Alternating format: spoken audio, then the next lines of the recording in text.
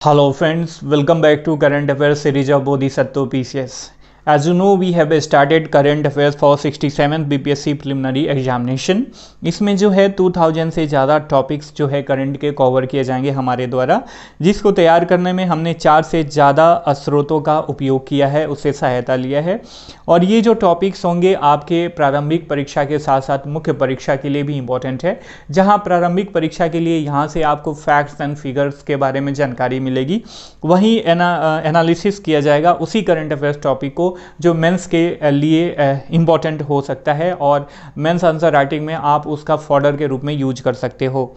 हम साथ साथ करंट के साथ साथ स्टैटिक पोर्शन को भी देखेंगे जो करंट से रिलेटेड है, क्योंकि कभी कभी जो क्वेश्चन जो है डायरेक्टली, मैक्सिमम रूप से, नॉट कभी कभी, जो स्टैटिक टॉपिक करंट अफेयर से रिलेटेड होते हैं उनसे जो है बीपीएससी या अन्य आयोग जो है क्वेश्चन उठाता है और आप कहीं ना कहीं उसमें जो है पीछे छूट जाते हो। तो हमारा ये कोशिश है कि करंट के साथ साथ स्टैटिक पोर्शन को भी हम साथ में देखते चलेंगे, जो रिलेटेड और रिलेवेंट स्टैटिक टॉपिक हैं उनको साथ में देखते चलेंगे, ठीक है। और यदि आप इससे ज्वाइन करना चाहते हो, इसके पेड मेंबर का हिस्सा बनना चाहते हो, तो ये मात्र 100 रुपये पे करके, नीचे जो है वीडियो का डिस्क्रिप्शन बॉक्स में प्रोसीजर दिया हुआ है, पे करके आप पेड मेंबर का हिस्सा बन के इस पूरे सीरीज का जो है पूर्णतः फायदा उठा सकते हो।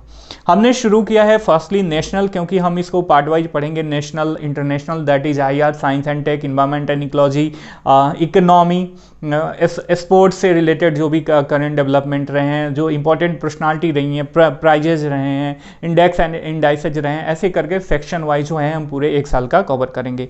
आज का जो एपिसोड है वह नेशनल करंट डेवलपमेंट का पार्ट 2 है।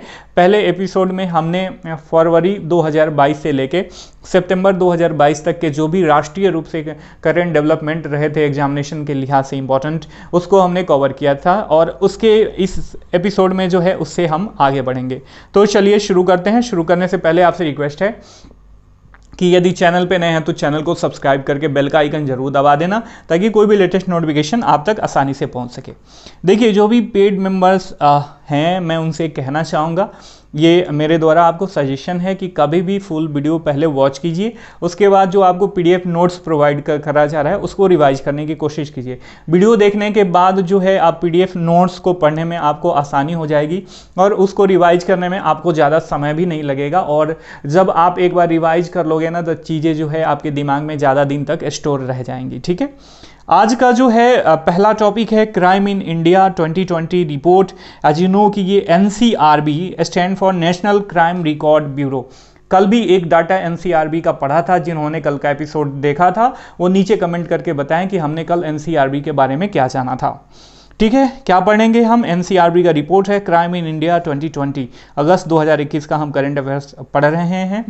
देखिए, वर्ष 2020 में इसका निष्कर्ष है, इसके रिपोर्ट में बताया गया है कि रोजाना 80 हत्याएं और 77 रेप्स का ये आंकड़ा जो है ये बता रहा है कि 2020 में पूरे देश का आकलन किया जाए तो रोज 80 हत्याएं होती थीं और 77 बलात्कार अपराधियों के द्वारा जो है असामाजिक तत्वों के द्वारा, निकृष्ट लोगों के द्वारा किए जाते थे। हत्या की मामले में देखा जाए, अर्थात मर्डर के मामले में, तो वर्ष 2020 में जो है प्रतिदिन औसतन 80 हत्याएं हुई हैं। देखिए, ये डाटा प्रिलिमिनरी एग्जामिनेशन के लिहाज से इंपॉर्टेंट तो है ही। आप मेंस आंसर राइटिंग में यदि आपको कुछ रेलेवेंट लगता है कि सोशल स्टेटस से, चाहे आप सोशलॉजी पढ़ रहे हो, आपका समाजशास्त्र है, या सोसाइटी से रिलेटेड कोई प्रश्न हो, तो इसमें यह डेटा इनपुट करके आपके मेंस आंसर राइटिंग को भी आप डायनेमिक बना सकते हो, ठीक है। तो हत्या के मामले में हमने देखा कि 2020 में प्रतिदिन औसतन 80 हत्याएं होती थीं, जिसमें टॉप पे आपका राज्य रहा यूपी, जिसमें अभी हाल ही में जो है चुनाव फिनिश हुआ है और योगी आदित्यनाथ का दूसरी बार जो है गवर्नमेंट बनने जा रही है, ठीक है। उसके बाद आता है बिहार और तीसरे नंबर पे महाराष्ट्र है। तो हत्या के मामले में टॉप पे यूपी है और बिहार सेकेंड स्थान पे है। देखिए, बिहार विशेष में भी यहाँ से जो है क्वेश्चन अराइज हो सकता है, तो आप इस चीज़ को ध्यान में रखना। अब अगला जो इसका टॉपिक है, महिलाओं के खिलाफ अपराध के मामले में बता रहा है कि 2019 के तुलना में जो है 8.3% की गिरावट जो है महिलाओं के खिलाफ अपराध में देखी गई है।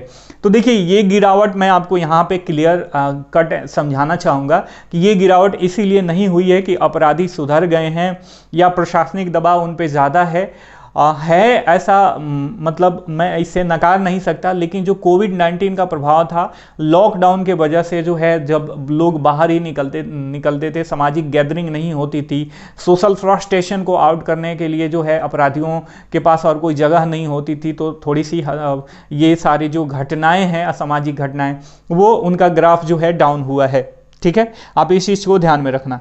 महिलाओं के खिलाफ यदि रेप्स की बात करी जाए, बलात्कार की बात करी जाए, राजस्थान टॉप पे है, उसके बाद यूपी का स्थान है, उसके बाद एमपी का स्थान है।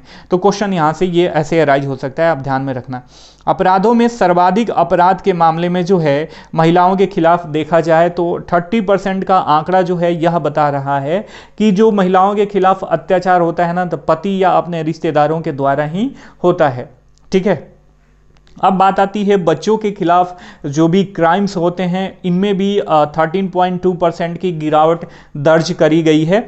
देखिए, ठीक है, और इसमें जो है सर्वाधिक अपहरण के मामले होते हैं बच्चों के खिलाफ, जो 42.6% के बराबर है। पॉक्सो एक्ट के तहत जो है यौन शोषण बच्चों में जो है 38.8%, लगभग दोनों का आंकड़ा जो है, यदि अपहरण की बात करी जाए और यौन शोषण की, तो ये दोनों लगभग बराबर हैं। जहां अपहरण में 42% है, वहीं यौन शोषण में जो है 38.8% के बराबर है। अपहरण में जो है सबसे अधिक अपहरण यूपी में होता है, उसके बाद WB बोले तो वेस्ट बंगाल, उसके बाद MH स्टैंड फॉर महाराष्ट्र, और ये आंकड़ा भी जो है 19% जो है इस अपराध में जो है गिरावट दर्ज करी गई है। तो आपसे क्वेश्चन यहाँ पे प्रीलिम्स में इस तरीके से अराइज हो सकता है। देखिए, बहुत सारे मित्र जो हैं अभी सजेशन दे रहे हैं कि सर जो आप क्लास कर रहे हो उस पर बेस्ट MCQ 50 MCQ बनाओ, 100 MCQ बनाओ। देखिए, MCQ बनाना जो है किसी भी टॉपिक को जो है उसके दायरे को सिमटना होता है। तो अभी जो है firstly we will finish all episode of current affairs related. उसके बाद जब हम टेस्ट सीरीज शुरू करेंगे तो करेंट अफेयर्स का अलग से जो है टेस्ट लिया जाएगा, जिसमें आपको अपना आकलन कर लेना, समीक्षा कर लेना कि आपको कितना चीज़ें जो है कितनी चीज़ें याद है। ठीक है, तो क्वेश्चन यहां से इस तरीके से अराइज हो यदि कि अपहरण के मामले में कौन सा राज्य जो है NCRB रिपोर्ट 2020 के अनुसार टॉप पे है, तो यह है यूपी। ठीक है, वहीं मानव तस्करी की बात करी जाए तो इसमें भी 22.4% की गिरावट दर्ज करी गई है, और महाराष्ट्र और तेलंगाना में जो है सर्वाधिक मामले जो है मानव तस्करी के दर्ज किए गए हैं। तो हमने अभी देखा NCRB के रिपोर्ट 2020 के बारे में। ठीक है, देखिए NCRB की स्थापना 1986 में हुई थी, टंडन समिति के जो भी रिकमेंडेशन थे उसके आधार पे। बहुत सारे लोग NCRB को स्थापित करने को लेके अपना अपना रिकमेंडेशन दिए हैं, लेकिन टंडन समिति से रिलेटेड क्वेश्चन पूछा जा सकता है, तो आप इस चीज़ को ध्यान में रखना। टंडन समिति is related with NCRB, stand for national crime record bureau. ठीक है, अब बात आती है संसद सदस्यों का सदन से निलंबन को लेके। देखिए, आपने आए दिनों देखा होगा समाचार में कि इस पार्टी के सदस्य जो है संसद का जो रूल्स एंड रेगुलेशन होता है संसद के किसी भी सदन का, उसको तोड़ने की कोशिश करी गई है, और जो भी सीटिंग उसके हेड होते हैं संसद के अध्यक्ष या उपाध्यक्ष, उनके द्वारा जो है उनको उससे निष्कासित कर दिया जाता है या उनका निलंबन कर दिया जाता है। ठीक है, तो पहले हम देख लेते हैं अपर सदन, दैट इज राज्यसभा। क्वेश्चन यहाँ से भी स्टडी पोर्शन में पूछता है कि अपर सदन अर्थात उच्च सदन किसे बोला जाता है, तो आपका क्लियर एंड एकदम क्लियर एंड क्रिस्टल एंड माफ कीजिएगा क्रिस्टल एंड क्लियर जो है कॉन्सेप्ट होना चाहिए कि राज्यसभा को उच्च सदन बोला जाता है और लोकसभा को जो है निम्न सदन बोला जाता है। जहां बात आती है, यहां देख लेते हैं राज्यसभा के मामले में, तो इसमें दो नियम काम करते हैं, नियम 255 225 और नियम 256। नियम 255 उससे रिलेटेड है। मान लीजिए कि आपने देखा होगा कि छोटे बच्चों को जो है अक्सर टीचर जो है क्लास के बाहर जो उद्दंड बच्चा होता है उसको खड़ा कर देता है, तो ठीक इसी तरीके का कॉन्सेप्ट यहाँ पे लागू होता है नियम 255 के अंतर्गत। यदि उच्च सदन में कोई जो सदन का सदस्य है अमर्यादित व्यवहार करता है या जो भी उसका सुचारू रूप से चलना चाहिए सदन को, उसमें सुचारू रूप से न चलने में जो है कहीं हिंड्रांसेस पैदा करता है, तो जो है उसको निकाल दिया जाता है कि जाओ भागो, तुम क्लास से बाहर खड़े रहो।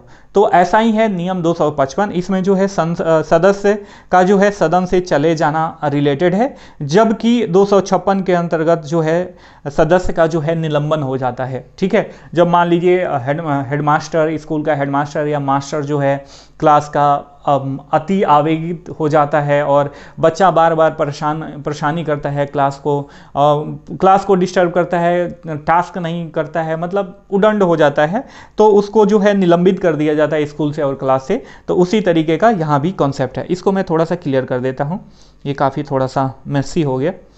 ठीक है, तो हमने राज्यसभा में देखा, आपने क्लियर कॉन्सेप्ट समझ लिया ना। 255 है सदस्य का सदन से चले जाना और 256 है सदस्य का निलंबन। ठीक है, वहीं लोकसभा के मामले में देखते हैं तो नियम 373 जो है सदन से चले जाना, 374 जो है निलंबन और 374 का जो है स्वतः निलंबन से रिलेटेड है। ठीक है, एक निवारक निरोध टर्म है। आप बहुत बार देखिए बीपीएससी ने पिछले साल क्वेश्चन पूछा था कि इसमें से किसको जो है पोस्टमार्टम की संज्ञा दी जाती है। पॉलिटी से रिलेटेड, विधायिका से रिलेटेड यह टर्म था, तो आपको ये चीज़ें पता होनी चाहिए। ठीक है, कभी कभी बीपीएससी जो है ऐसा ही ट्रिकी टर्म पूछता है, तो आप इसको ध्यान में रखना। निवारक निरोध जो कि अनुच्छेद 22 के अंतर्गत, इसके बारे में हमारे संविधान में चर्चा करा गया है। एससी ने इसे, अर्थात SC stand for supreme court, apex court of India ने इसको जो है एक आवश्यक बुराई माना है। ठीक है, तो आपसे कोई क्वेश्चन पूछे कि निम्नलिखित दिए गए टर्म्स में से आवश्यक बुराई हाल ही में सुप्रीम कोर्ट के द्वारा किसके लिए उपयोग किया गया है, तो आपको पता होना चाहिए निवारक निरोध। अब निवारक निरोध क्या होता है, आपने यदि पहले से पॉलिटी पढ़ रखा होगा, फंडामेंटल राइट पढ़ा होगा, अर्थात मूल अधिकार पढ़ा होगा, तो आपको पता होगा कि वैसे लोगों को गिरफ्तार कर लिया जाता है जिनके वजह से ऐसा प्रशासन को या सरकार को लगता है कि इनके वजह से जो है सामाजिक समरसता में कहीं ना कहीं डिस्टरबेंस पैदा होगा, हलचल पैदा होगा या अशांति जो है उत्पन्न होने वाली है इनके द्वारा, तो उनको पहले ही अपराध करने से पहले ही उनको जो है गिरफ्तार कर लिया जाता है। तो कहीं ना कहीं एक तरीके से ये मूल अधिकारों के, व्यक्ति के मूल अधिकारों का जिस अपराध को उसने किया ही नहीं है, केवल इस अनुमान पे उसको गिरफ्तार करना कि ये कर सकता है, कहीं ना कहीं ये उसके मूल अधिकारों का हनन ही है। इसीलिए, लेकिन यह आवश्यक बुराई भी है, आवश्यकता है इसकी, क्योंकि उस व्यक्ति को यदि खुला छोड़ दिया जाए तो हमारे समाज के लिए, सोसाइटी के लिए जो है वो अच्छा नहीं है। तो इसीलिए इसको जो है आवश्यक बुराई माना गया है, क्योंकि ये कहीं ना कहीं किसी भी व्यक्ति का जो है फंडामेंटल राइट जो है इससे हनन होता है। ठीक है,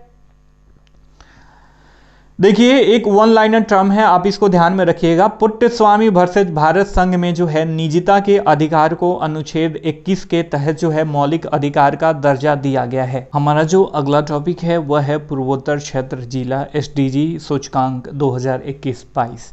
SDG stand for sustainable development goal. My dear friend, देखिए नीति आयोग और पूर्वोत्तर क्षेत्र विकास मंत्रालय के द्वारा जो है एसडीजी को स्थानीय बनाने की दिशा में पहला संस्करण जो है यह जारी किया गया है। एसडीजी को स्थानीय बनाने का मतलब क्या हुआ? देखिए किसी भी टॉपिक को जब आप पढ़ रहे हो ना, तो कोई ऐसा टर्म आए जो आपको समझ में ना आए तो थोड़ा सा वहाँ पे रुकना चाहिए, अपने आप को रोक के उसको समझना चाहिए। पढ़ने का यही मतलब हुआ। जब ऐसे पढ़ोगे ना तो ये ऑपरेशनल माइंड का जो है एक एग्जाम्पल है। आपका माइंड जो है एनालिटिकल होगा और आपके माइंड में जो है ज़्यादा दिनों तक जो है डेटा भी स्टोर होगा।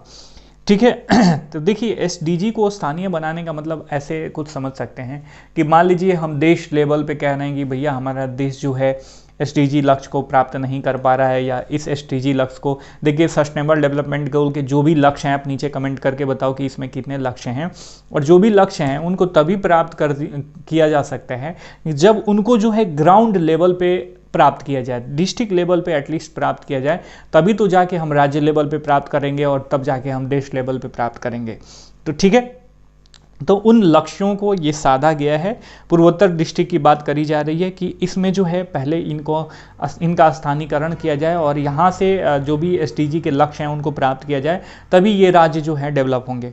इसके निष्कर्ष के बारे में देख लेते हैं। पूर्वोत्तर का कोई भी जिला जो है इस सूचकांक में आकांक्षी अर्थात अचीवर श्रेणी में शामिल नहीं है। अब इस चीज़ को ध्यान में रखना।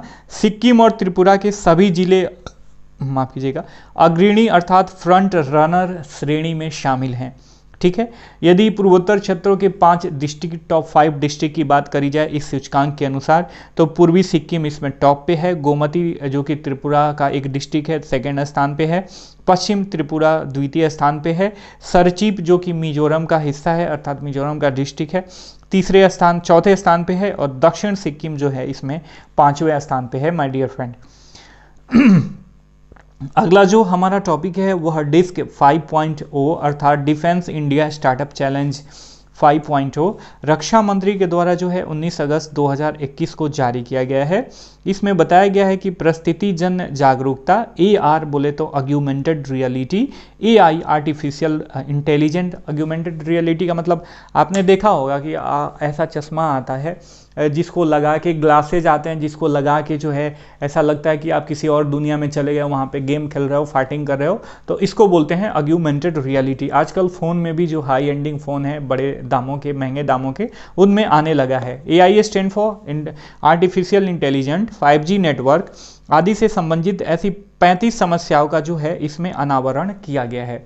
ठीक है, और इसी पे जो है डिफेंस इंडिया स्टार्टअप चैलेंज का मतलब क्या हुआ कि ये जो भी समस्याएं हैं इन पे हमें काम करना है। ठीक है, अगला जो हमारा टॉपिक है वह युक्त धारे के बारे में है, काफ़ी इंपॉर्टेंट है, इसको आप ध्यान में रखना। भू स्थानिक योजना पोर्टल, इसका यदि शॉर्ट फॉर्म में इसका नाम जानने की कोशिश करें तो इसे कहेंगे हम भू स्थानिक योजना पोर्टल। देखिए, केंद्रीय ग्रामीण विकास एवं पंचायती राज मंत्री गिरिराज सिंह ने 23 अगस्त 2021 को भुवन के तहत जो है, भुवन पोर्टल के तहत जो है इसकी शुरुआत करी है। इस पोर्टल से होगा क्या, क्यों शुरुआत करी है, क्या लक्ष्य है? इस पोर्टल से जो है रिमोट सेंसिंग और GIS आधारित जानकारियों का उपयोग करते हुए मनरेगा परिसंपत्तियों की योजना बनाने में जो है सुविधा प्राप्त किया जाएगा। अब चूंकि भुवन पोर्टल इससे रिलेटेड है तो देख लेते हैं। भुवन पोर्टल इसरो के द्वारा 2009 में शुरू किया गया था। इसमें उपग्रह आंकड़ों के सामान्य प्रदर्शन और उन पे आधारित थीमेटिक मानचित्र सहित जो है GIS क्रियात्मकता जो किया जाता है, भुवन पोर्टल का ये लक्ष्य है। ठीक है, भुवन पोर्टल के बारे में आप जान लीजिएगा भुवन पोर्टल क्या है। ठीक है, अब बात आती है Shri Shakti challenge 2021 mighty ministry का अर्थात ministry of electronics and telecommunication के द्वारा जो शुरू किया गया है, या इसी के द्वारा शुरू किया गया है। माइटी के तहत माई गवर्नमेंट प्लेटफॉर्म और वुमेन के द्वारा जो है संयुक्त रूप से शुरू किया गया है। माफ कीजिएगा, केवल माइटी ही इसमें शामिल नहीं है, इसमें UN वुमेन भी शामिल है।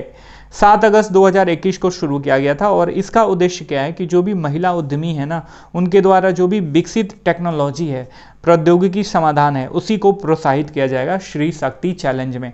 तो श्री शक्ति चैलेंज क्या है, आप इस कुछ चीज़ को ध्यान में रखना। ठीक है, अब बात आती है तपस पोर्टल के बारे में। TAPAS stand for training for augmenting productivity and services. सामाजिक न्याय एवं अधिकारिता मंत्रालय के अंतर्गत जो है आने वाले राष्ट्रीय सामाजिक रक्षा संस्थान NIDS द्वारा जो है इसे विकसित किया गया है।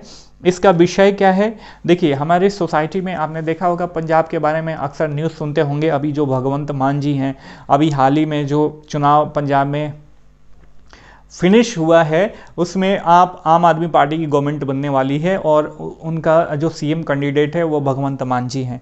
तो कहीं ना कहीं आम आदमी पार्टी का जो है एक ये मुख्य मुद्दा था चुनाव लड़ने का कि यहाँ पे जो भी नशाखोरी चल रही है, ड्रग एडिक्टिंग चल रही है, दारूबाजी चल रही है पंजाब में, इससे जो है युवाओं को छुड़ाना। बहुत सारे युवा, पंजाब की स्थिति बहुत बुरी है, आप पंजाब कभी जाओगे उसके बारे में पढ़ोगे तो आपको पता चलेगा। ठीक है, तो नशीली दवाओं के दुर्व्यवहार, एल्डरली केयर अर्थात जो भी बुजुर्ग लोग हैं उनका केयर, डिमेंशिया के शिकार लोगों से संबंधित मतलब जो ऐसे प्रॉब्लम्स होते हैं ना, उन्हीं से संबंधित सारे जानकारियाँ और उस पे जो है विशेषज्ञों का विचार, लेक्चर जो है इस पोर्टल पे जो है एक स्थान पे लाया जाएगा। ठीक है, ऑनलाइन।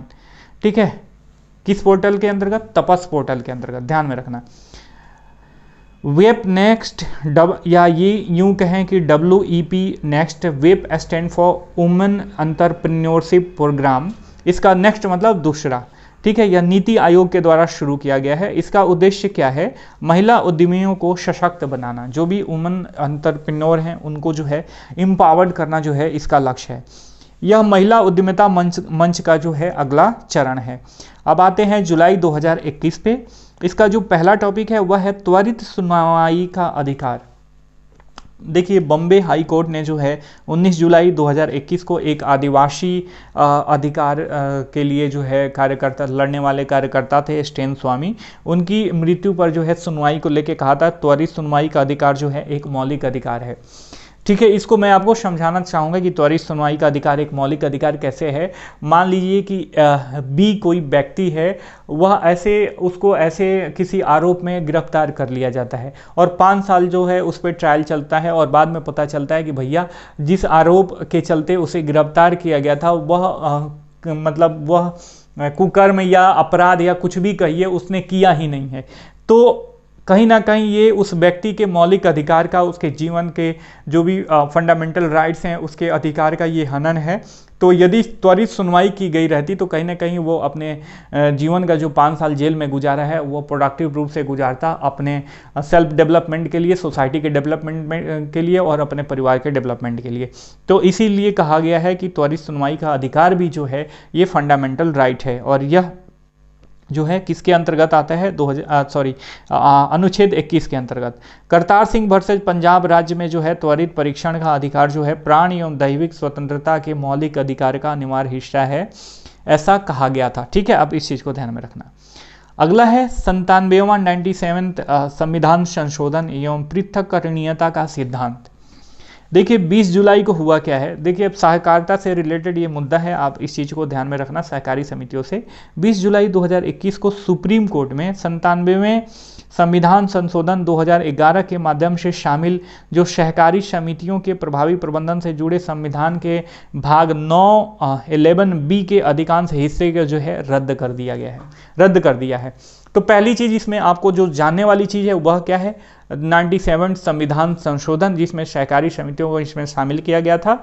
कब हुआ था? 2011 में हुआ था। अभी चर्चा में क्यों है? इसका एक भाग है 9(ख) 11(b), इसको जो है सुप्रीम कोर्ट ने निरस्त कर दिया है, रद्द कर दिया है। ठीक है, इस संशोधन के तहत जो है 43(ख) जोड़ा गया था। 43(ख) किस भाग का हिस्सा है संविधान के? आप नीचे कमेंट करके बताओ। अब बात आती है पृथक्करणीयता का सिद्धांत। कभी भी सुप्रीम कोर्ट को ये लगता है, अर्थात न्यायपालिका को ये लगता है कि विधायिका के द्वारा बनाया गया यह कानून जो है संविधान की सीमा का उल्लंघन कर रहा है, तो यदि उस कानून का कोई पार्ट ऐसा कर रहा है तो उस पार्ट को उस कानून से निकाल देगी न्यायपालिका, या विधायिका को ऑर्डर दोगे कि भैया ये निकालो, या खुद से जो है उस पार्ट को रद्द कर देगी। इसी को बोलते हैं पृथक्करणीयता का सिद्धांत, अर्थात राइट ऑफ सेपरेशन। तो ये चीज़ आपको समझ में आ गया। अगला जो हमारा टॉपिक है वह टेली लॉ कार्यक्रम के बारे में है। विधि एवं न्याय मंत्रालय के न्याय विभाग के द्वारा जो है 2017 में इसे शुरू किया गया था माय डियर फ्रेंड। ठीक है, जुलाई 2021 में सहायता लेने वाली कुछ संख्या इससे जो है 9 लाख से अधिक हो गई है, इसीलिए जो है यह चर्चा का विषय बना हुआ है। इसका उद्देश्य क्या है? जन सेवा केंद्रों में उपलब्ध डिजिटल प्रौद्योगिकी के माध्यम से ग्रामीण क्षेत्रों में कानूनी सहायता जो है प्रदान करना, और यह SDG 16 लक्ष्य के अनुरूप है।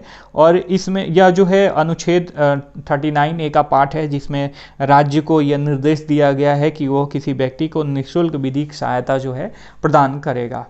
ठीक है, अगला जो टॉपिक है वह है सहकारिता मंत्रालय के गठन के बारे में। आपको पता होगा कि केंद्र सरकार ने सहकार से समृद्धि के अपनी जो थीम है, अपनी जो फिलॉसफी है, उसी को साकार करने के लिए जो है सहकारिता मंत्रालय की गठन की है। इसके मंत्री हैं अमित शाह इसके केंद्रीय मंत्री बनाए गए हैं, और BL वर्मा को सहकारिता राज्य मंत्री का जो है दर्जा दिया गया है माय डियर फ्रेंड। अगला टॉपिक है स्पर्श के बारे में। SPARSH stand for system for pension administration रक्षा मंत्रालय के द्वारा शुरू किया गया है, और इसके अंतर्गत रक्षा पेंशन की मंजूरी और वितरण के स्वचालन एवं वेब आधारित जो है एकीकृत प्रणाली विकसित की जाएगी, जहां पे रक्षा विभाग में कार्यरत जो भी कर्मचारी हैं या रिटायर्ड कर्मचारी हैं, उनसे रिलेटेड जो भी पेंशन वगैरह से रिलेटेड जो भी जानकारियां होंगी, जो भी शिकायतें होंगी, एक ही पोर्टल पे लाया जाएगा, वह है स्पर्श। ठीक है, अगला जो टॉपिक है NRF के बारे में है, नेशनल रिसर्च फाउंडेशन, ठीक है, राष्ट्रीय अनुसंधान परिषद। देश में अनुसंधान परितंत्र को मजबूत बनाने के लिए NRF के गठन का प्रस्ताव जो है केंद्र सरकार के द्वारा लाया गया है। यह अनुसंधान एवं विकास, शिक्षा क्षेत्र तथा उद्योगों के बीच संपर्कों में जो है सुधार लाएगी और 5 वर्षों में इस पे जो है 50,000 करोड़ जो है रुपये खर्च किए जाएंगे। चूंकि मैं आपको बताना चाहूँगा कि नेशनल अनुसंधान फाउंडेशन का उद्देश्य क्या है। इसका उद्देश्य है सबको आपस में जोड़ना। देखिए, अनुसंधान किसी एक संस्था या किसी एक व्यक्ति का ही राइट नहीं होना चाहिए या एक व्यक्ति के द्वारा ही नहीं किया जाना चाहिए। विभिन्न पार्ट्स को, जो लोग इसमें रिसर्च में जुड़े हुए हैं, सबको एकीकृत प्रणाली के अंतर्गत लाना ही राष्ट्रीय अनुसंधान परिषद का जो है यह लक्ष्य है। कुछ स्नैप्स हैं इस मंथ के, देख लेते हैं। जीरो क्लिक अटैक एक स्पाईवेयर है। जीरो क्लिक अटैक का मतलब क्या हुआ कि इसको आपके फ़ोन में घुसने के लिए या आपके सिस्टम में, कंप्यूटर सिस्टम में घुसने के लिए, आपके नेटवर्क में घुसने के लिए किसी फिशी मैसेज या कॉल या कुछ ऐसी वीडियो वगैरह की कोई आवश्यकता नहीं है। ये किसी अन्य तरीके से जिसको आप टारगेट भी ना करो और आपके सिस्टम में ये घुस जाएगा। जीरो क्लिक अटैक, ठीक है, स्पाईवेयर है, ध्यान में रखिएगा। मकरू पुल मणिपुर में है, ये भी ध्यान में रखिएगा, न्यूज में बना हुआ था। कुथिरन सुरंग जो कि केरल में है, ट्विन ट्यूब सुरंग है। अगला जो टॉपिक है वह किसान सारथी के बारे में है। किसानों को उनकी वांछित भाषा में जो है सही समय पर जानकारी प्राप्त करने की सुविधा जो है इसके तहत जो है दी जाएगी। यह एक तरीके का डिजिटल प्लेटफॉर्म है। किसान सारथी, किसान का सारथी। देखिए, कभी भी कोई टर्म आए, यदि लगे कि यह, तो रुको, कोई भी, मतलब हम जैसे कैसे पढ़ते हैं, मैक्सिमम बच्चों को मैंने देखा है, या मैं भी जब पढ़ता था शुरुआती दिनों में, तो मेरा ये था कि कोई भी टर्म आए, टॉपिक, हाँ ये है, उसके बारे में पढ़ना शुरू कर दो। पहले रुको कि वो टॉपिक खुद में कोई एक शब्द जो है अपने आप में एक परिभाषा को समाहित किए रहता है। जैसे मान लीजिए कि मेरा नाम अमरेंद्र है, तो अमरेंद्र का मतलब सुन ले कि इस व्यक्ति का पहचान क्या है, इस व्यक्ति का नाम क्या है, अमरेंद्र। कभी भी व्यक्ति में के दिमाग में जो है ठहराव वाली ये सिस्टम आती ही नहीं है, और जिस व्यक्ति में यह ठहराव वाली सिस्टम आ गई वो ध्यान के मुद्रा में चला जाता है, वो मेडिटेशन के मुद्रा में चला जाता है और वो एक्स्ट्रा ऑर्डिनरी हो जाता है। तो कोई सोचे कि अमरेंद्र, अच्छा इस नाम का मतलब क्या हुआ, संधि विच्छेद वगैरह करके सोचने की कोशिश करेगा। तो वैसे ही मैं कहना चाहूँगा, किसान सारथी, जब आप ये नाम सुने तो आपको लगना चाहिए कि किसानों का सारथी, किसानों का हितैषी होगा, सारथी है, तो इसका लक्ष्य क्या होगा, किसानों को सही दिशा देना। अब किस एंगल में दिशा देना भैया, तो किसानों को किस एंगल में आप दिशा दोगे, किसानों को यही दिशा दोगे ना, कब फसल बो भैया, कितना तुम्हारे मिट्टी में खाद पड़ना चाहिए, कब पानी डालो किसी फसल को लेके, मौसम पूर्वानुमान ये है, अपना फसल इतने दिन बाद बोना, या जल्दी से काट लो, या ये काट के बाहर रखे हो तो घर में ला लो, यही सब हुआ ना उसका काम। तो वही तो है। और किस भाषा में, जब उनकी खुद की जो कोई भाषा हो, जो लैंग्वेज हो, उसी भाषा में समझाओगे तो वो समझ लेंगे। तो ऐसे जब आप पढ़ोगे ना, मस्ती के मूड में पढ़ोगे, तो आपको चीज़ें जो है ज़्यादा दिन तक याद रहेंगी माय डियर फ्रेंड, ठीक है। ये मेरा सजेशन है, कोई हार्ड एंड फास्ट रूल नहीं है, आपको जैसे अच्छा लगे वैसे भी कर सकते हो, ठीक है। अब बात आती है जून 2021 की। इसमें पहला जो टॉपिक है राष्ट्रीय सुरक्षा कानून एवं निवारक निरोध के मामले में इसमें बात करी गई है। देखिए, ये बात क्यों करी जा रही है इसके बारे में, कोविड-19 का जो रिलेटेड मुद्दा है ना, इससे संबंधित दवाएं या जो भी आवश्यक उपकरण हैं, इनकी कालाबाजारी और रेस्टोरेशन को लेके जो है NSA लगाया जाता है, ठीक है, राष्ट्रीय सुरक्षा एक्ट लगाया जाता है। और इसके तहत जो है बहुत मतलब व्यक्ति को ना ही कानूनी सुरक्षा वो दिया जाता है, सलाह दिया जाता है, ना ही 24 घंटे के अंदर मजिस्ट्रेट के सामने पेश किया जाता है। तो जो इसी को लेके जो है एक याचिका दायर की गई है सुप्रीम कोर्ट में, यहाँ पे देखिए स्क्रीन पे। तो इसमें कहा गया कि भैया इसे NSA मत लगाओ ऐसे व्यक्ति पे, ऐसे व्यक्ति को IPC की किसी धारा में गिरफ्तार करो, ठीक है। अब NSA समझ लेते हैं, 1980 का एक्ट है, निवारक निरोध कानून है। निवारक निरोध कानून का मतलब यही कि राज्य और केंद्र सरकार को ऐसा लगता है कि कोई व्यक्ति या संस्था ऐसा कुछ गड़बड़ करेगी तो उसको पहले ही गिरफ्तार कर लेती है, हिरासत में ले लेती है। इसमें अधिकतम अवधि 12 माह और साक्ष्य मिलने पर बढ़ाई भी जा सकती है। कोई व्यक्ति इसके अंतर्गत यदि गिरफ्तार किया जाता है तो वो 12 माह तक जो है प्रिजन में रखा जाएगा, उसको हिरासत में रखा जाएगा, और यदि उसके खिलाफ जो है कोई साक्ष्य मिल गया तो भैया मुसीबत है। NSA के तहत गिरफ्तार व्यक्ति को, जैसा कि मैंने पहले रिसाइड किया, कि कोई भी कानूनी सहायता नहीं दी जाती, ठीक है। निवारक निरोध अनुच्छेद 22 के अंतर्गत है, ध्यान में रखिएगा, हमेशा कई बार जो है यह टर्म आ रहा है। अगला जो टॉपिक है कौन सा देखें, जम्मू कश्मीर, ये रिक्यूजल देख लेते हैं पहले। देखिए, सुनवाई से खुद को अलग रखना, इसका अर्थ होता है किसी भी जज को ऐसा लगे कि इस केस में यदि मैं सुनवाई करता हूं तो कहीं ना कहीं इस केस की दिशा और दशा को जो है मैं मोड़ सकता हूं, प्रीजुडाइसेज होके कहीं ना कहीं मेरी जो भावनाएं हैं वो इंटेलिजेंस से ऊपर चली जाएंगी और ये केस का दिशा जो है मुड़ सकता है, या मेरा कहीं से कोई अधिकार भी हनन हो सकता है। ऐसा कुछ यदि किसी जज को लगता है तो वह चाहे तो वो उस केस की सुनवाई से अपने आप को हटा सकता है। इसी को बोलते हैं रिक्यूजल माय डियर फ्रेंड। देखिए, WB stand for West Bengal high court के 2 जजों के द्वारा जो है चुनाव पश्चात हिंसा और नारद घोटाला सुनवाई से खुद को अलग कर लिया गया है, इसी को बोलते हैं रिक्यूजल। ठीक है। अब बात आती है जम्मू कश्मीर और पूर्वोत्तर के 4 राज्यों के बारे में, जिसमें है असम, अरुणाचल, मणिपुर और नागालैंड में जो है परिसीमन अभ्यास के लिए 6 मार्च 2020 को जो है सुप्रीम कोर्ट के सेवानिवृत्त न्यायाधीश रंजना देसाई की अध्यक्षता में जो है परिसीमन आयोग का जो है गठन किया गया था। परिसीमन आयोग का गठन जो है अनुच्छेद 22 के अंतर्गत किया जाता है, आपको पता होना चाहिए। परिसीमन आयोग जो है उच्चाधिकार आदेशों को कानूनी शक्ति मिलती है, यह उच्चाधिकार आयोग है, ठीक है, निकाय है, इसके आदेशों को कानूनी शक्ति प्राप्त है और उन्हें किसी भी न्यायालय में जो है चुनौती नहीं दी जा सकती परिसीमन आयोग के। ठीक है। अब अगला जो टॉपिक है वह सुरक्षित हम सुरक्षित तुम अभियान है, मतलब मैं भी सुरक्षित रहूं भैया और तू भी सुरक्षित रहा। ठीक है। यह नीति आयोग और पिरामल फाउंडेशन के द्वारा जो है 8 जून 2021 को 112 आकांक्षी जिलों में शुरू किया गया।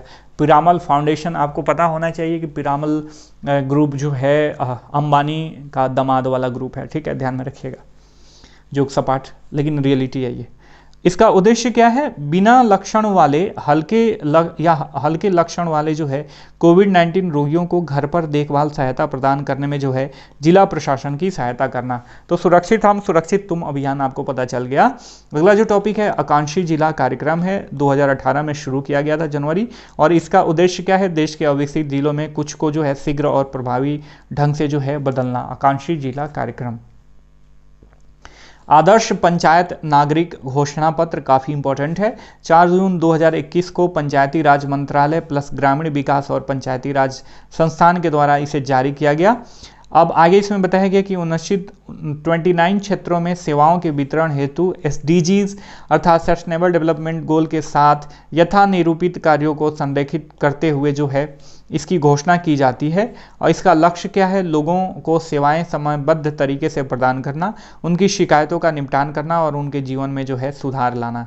ठीक है। आदर्श पंचायत नागरिक घोषणा पत्र, ऐसा कोई पंचायत करता है तो उसे आदर्श पंचायत नागरिक घोषणा पत्र का प्रशस्ति पत्र भी दिया जा सकता है। अगला जो टॉपिक है घरेलू हिंसा से निपटने के लिए संरक्षण अधिकारी, इसमें जो है राष्ट्रीय महिला आयोग और लबासना लाल बहादुर शास्त्री एकेडमी, जो लोग IAS बनते हैं, ट्रेनिंग करने जाते हैं मसूरी, के द्वारा जो है घरेलू हिंसा के मामलों में निपटने के लिए संरक्षक अधिकारियों का प्रशिक्षण कार्यक्रम जो है आरंभ किया गया है। ठीक है, क्योंकि किसी भी अधिकारी को ये प्रशिक्षण मिल जाता है तो वो महिलाओं से रिलेटेड सारे टर्म्स को जानता है, सामाजिक तथ्यों को जानता है और जो है उनसे रिलेटेड यदि कोई केस आता है तो उनकी गहराइयों तक और पहुंचता है और उसका सही समाधान जो है निकालता है। तुलु भाषा को लेके जो है काफ़ी ज़्यादा यह चर्चा में बना हुआ है। इसको 8वीं अनुसूची में शामिल करने की मांग की जा रही है। क्षेत्र जो है तुलु भाषा बोलने की कर्नाटक और केरल है और यह एक द्रविड़ भाषा का जो है हिस्सा है। केरल के कासरगोड जिले को जो है सप्त भाषा संगम भूमि के भी नाम से जाना जाता है। तो यहाँ से क्वेश्चन अराइज हो सकता है कि किस राज्य के कासरगोड जिले को सप्त भाषा संगम भूमि के नाम से जाना जाता है, यह किस राज्य में है, तो यह केरल में है, आपको पता होना चाहिए। संविधान की 8वीं अनुसूची में 22 भाषाएं शामिल हैं। मूलतः इसमें 14 थी, बाद में 8 और जोड़ा गया। तो जो 8 को संविधान संशोधन के द्वारा जोड़ा गया, आपको पता होना चाहिए, क्वेश्चन यहाँ से राइज होता है। अगला जो टॉपिक है क्यूएस वर्ल्ड यूनिवर्सिटी रैंकिंग 2022 के बारे में। मैसाचुसेट्स यूनिवर्सिटी ऑफ अर्थात MIT इसका शॉर्ट फॉर्म होता है, टेक्नोलॉजी विश्व में जो है प्रथम है, अमेरिका में है, ठीक है। टॉप 100 में भारतीय विश्वविद्यालय एक भी शामिल नहीं है। भारत में IIT बम्बे जो है इसमें प्रथम स्थान पे है।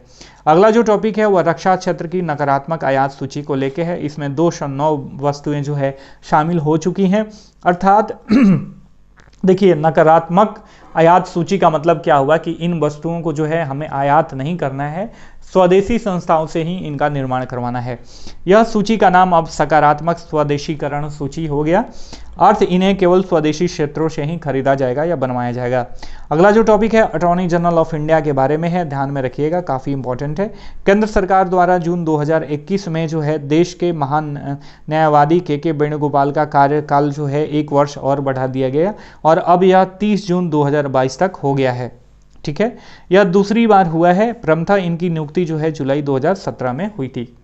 अब AGI attorney general of India के बारे में आपको पता होना चाहिए, सरकार का मुख्य कानूनी सलाहकार होता है, सर्वोच्च न्यायालय में सरकार का प्राथमिक वकील भी होता है। तो यहाँ से क्वेश्चन जो है स्टैटिक पोर्शन अर्थात पॉलिटी में जो है कई तरीके से अराइज हो सकता है माय डियर फ्रेंड, तो you should know about this.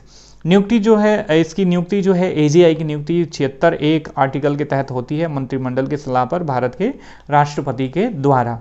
प्रधानमंत्री आवास योजना शहरी अगला जो है हमारा टॉपिक है। 8 जून 2021 को PMAYU अर्थात प्रधानमंत्री आवास योजना अर्बन के तहत जो है करीब 3.61 लाख जो है आवासों के निर्माण में जो है इनके निर्माण को लेकर जो है प्रस्ताव की मंजूरी दी गई है। यह 2022 तक सभी पात्र परिवारों लाभार्थियों को जो है आवास उपलब्ध कराने में केंद्रीय सहायता जो है उपलब्ध कराएगा। PMAY अर्बन की शुरुआत जो है 2015 में हुई थी आवास शहरी मामलों के मंत्रालय के द्वारा। तो हमने PMAY के बारे में लगभग सब कुछ जान लिया। यहाँ से कोई भी क्वेश्चन अराइज हो तो आपका क्वेश्चन जो है गलत नहीं होना चाहिए। अब आते हैं इसमें मई और अप्रैल 2021 के इंपॉर्टेंट करंट अफेयर्स के बारे में। पश्चिम बंगाल में जो है विधान परिषद के गठन को मंजूरी मिली है।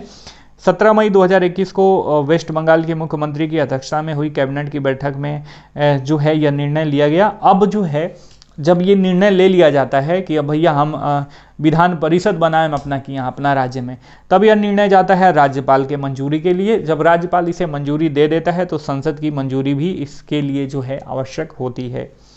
वर्तमान में 6 ऐसे राज्य हैं जिसमें विधान परिषद हैं। कौन कौन से? आपका हो गया यूपी, बिहार, तेलंगाना, आंध्र प्रदेश, कर्नाटक और महाराष्ट्र में जो है विधान परिषद है। आपको पता होना चाहिए।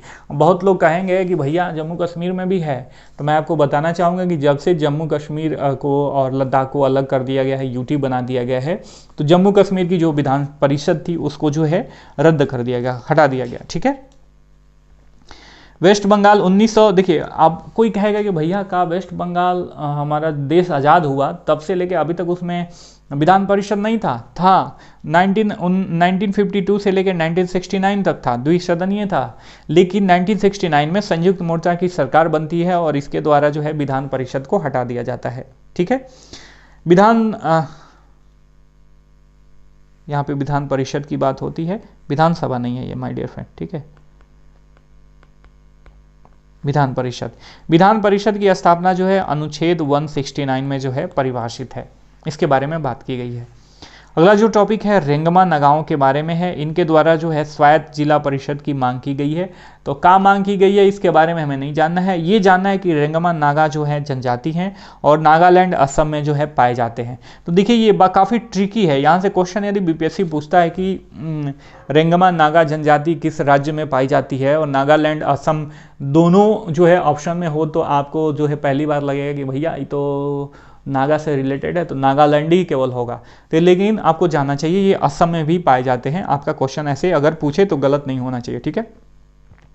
ये लोग सीढ़ीनुमा खेती के विशेषज्ञ हैं और इनके फसल उत्सव को जो है नगड़ा कहा जाता है, ठीक है।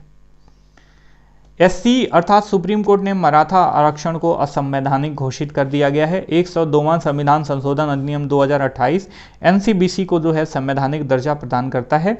देखिए मराठा आरक्षण असंवैधानिक क्यों घोषित हुआ? महाराष्ट्र सरकार ने जो है मराठा जो लोग हैं उनको जो है ऐसा कह रही थी कि ये लोग पिछड़े हुए हैं, इनको आरक्षण दिया जाए। लेकिन संविधान का जो रूल है, जो रूल्स एंड रेगुलेशन की 50% से ज़्यादा आरक्षण नहीं लेना चाहिए, नहीं देना है सरकार को, तो ऐसा लग रहा था कि सरकार ऐसा करेगी तो ये रूल्स एंड रेगुलेशन का उल्लंघन होगा, इसीलिए एससी ने जो है इसे रद्द कर दिया गया है एससी के द्वारा। ठीक है, तो यह न्यूज हो गई। लेकिन इससे रिलेटेड जो स्टैटिक पोर्शन है काफ़ी इंपॉर्टेंट है, आपको पता होना चाहिए, और पिछले साल जो है काफ़ी चर्चा का विषय था इसमें, क्योंकि इसको जो है संवैधानिक दर्जा दिया गया है एनसीबीसी को, national commission of backward classes को। किसके द्वारा? 102वां संविधान संशोधन हुआ था, अधिनियम 2018, और एनसीबीसी को जो है संवैधानिक दर्जा प्रदान किया गया। अनुच्छेद 338 बी को जोड़ा गया और 342 ए को जो है संविधान में नया शामिल किया गया। ठीक है, अगला जो टॉपिक है परफॉर्मेंस ग्रेडिंग इंडेक्स 2019-20 शिक्षा मंत्रालय के द्वारा 6 जून 2021 को जारी किया गया। यह सूचकांक जो है स्कूली शिक्षा में राज्यों के प्रदर्शन का आकलन करता है। तीसरा प्रकाशन है, पहली बार 2019 में 2017-18 के लिए जारी किया गया था। निष्कर्ष इसमें क्या निकला है देख लेते हैं। कोई राज्य या यूटी को जो है उच्चतम ग्रेड इसमें हासिल नहीं है। चंडीगढ़, पंजाब, तमिलनाडु, अंडमान और केरल जो है 90% से अधिक स्कोर के साथ लेवल 2 में शामिल हैं। ठीक है, परफॉर्मेंस ग्रेडिंग इंडेक्स 2019-20 में यदि शीर्ष राज्यों की बात करी जाए तो पंजाब टॉप पे है, उसके बाद चंडीगढ़, तमिलनाडु, केरल और अंडमान है। अगला जो टॉपिक है प्रधानमंत्री स्वास्थ्य सुरक्षा योजना के तहत 12 नए एम्स की स्थापना की जाएगी। स्वास्थ्य एवं परिवार कल्याण मंत्रालय द्वारा जो है 19 मई 2021 को यह सूचना दी गई। प्रधानमंत्री स्वास्थ्य सुरक्षा योजना आपको पता होना चाहिए अगस्त 2003 में जो है शुरू हुआ था। इसके 2 घटक हैं, एम्स जैसे संस्थाओं की स्थापना करना और सरकारी मेडिकल कॉलेजों और संस्थानों का जो है अपग्रेडेशन करना। ठीक है, इससे रिलेटेड ये तथ्य है। ठीक है, अगला जो टॉपिक है वह सुशील चंद्रा जी के बारे में है। ये आपको पता होना चाहिए भारत के 24वें जो है निर्वाचन आयुक्त हैं। इन्हें सुनील अरोड़ा के स्थान पे लिया गया है। इनका कार्यकाल 14 मई 2022 तक रहेगा। इनकी नियुक्ति राष्ट्रपति के द्वारा की जाती है, चुनाव आयुक्त की आपको पता होना चाहिए, निर्वाचन आयुक्त की। और उच्चतम न्यायालय के मुख्य न्यायाधीश के जैसे जो है इनको पद से हटाया जाता है। मतलब जो उच्चतम न्यायालय के मुख्य न्यायाधीश को हटाने का जो प्रोसीजर है, उसी प्रोसीजर के तहत जो है इनको भी पद से हटाया जा सकता है। ठीक है, अगला जो टॉपिक है वह है जल जीवन मिशन। देखिए 15 अगस्त 2019 को शुरू किया गया था और इसका लक्ष्य है 2024 तक सभी ग्रामीण घरों में जो है कार्यात्मक घरेलू नल कनेक्शन के माध्यम से प्रति व्यक्ति प्रतिदिन 55 लीटर जल की आपूर्ति करना। तो ये था आज का हमारा नेशनल पार्ट 2 खत्म होता है। देखिए बचता है मार्च, और यदि आप कहोगे तो इससे पीछे का भी हम कवर कर लेंगे, लेकिन 1 साल जो है पर्याप्त होता है। 1 साल से ही रिलेटेड डेटा पूछता है करंट अफेयर्स में। तो मार्च बचता है, तो जब पूरा करंट अफेयर्स ख़त्म हो जाएगा तो मार्च का एक बार जो है एक्यूमुलेटिव एक ही लेक्चर में जो है आपके लिए प्रस्तुत कर दिया जाएगा। आई होप कि आपको वीडियो का कंटेंट अच्छा लगा होगा। किसी भी सजेशन के लिए आप नीचे कमेंट करो। कमेंट आप नहीं कर रहे हो, मुझे पता नहीं चल पा रहा है कि आप किस तरीके के इन्वॉल्वमेंट के साथ इसको ले रहे हो। ठीक है, हम फिर मिलेंगे, तब तक के लिए साइनिंग ऑफ, टेक केयर, जय हिंद, जय भारत।